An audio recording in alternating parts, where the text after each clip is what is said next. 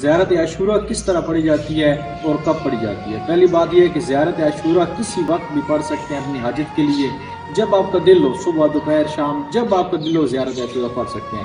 اور زیارت عاشورہ جو ہے یہ پڑھنی ہے کھلے آسمان کے نیچے، اگر آپ چھت کے نیچے ہیں تو تب بھی کوئی حرج نہیں ہے، ابھی امر مجبوری آپ کمرے کے اندر بھی پڑھ سکتے ہیں، لیکن بہتر زیادہ ثواب ہے کہ جہاں پہ چھت نہ ہو کھلے آسمان کے نیچے پڑھی جائے۔ اور آپ نے رخ کس سائڈ پہ کرنا ہے جب زیارت عاشورہ پڑھ رہے ہوں؟ تو جب ہم زیارت امام حسین علیہ السلام پڑھتے ہیں، قبلہ رخ سے تھوڑا دائیں جانب مڑ کے آپ نے انگلی کا اشارہ کر کے یہ پڑھنی ہے۔ اور 100 بار جو سلام پڑھتے ہیں اور دشمنان اہل بیت پہ لعنت بھیجتے ہیں، اگر 100 بار نہیں بھیج سکتے تو فقط آپ ایک بار بھی وہ بھیج سکتے ہیں۔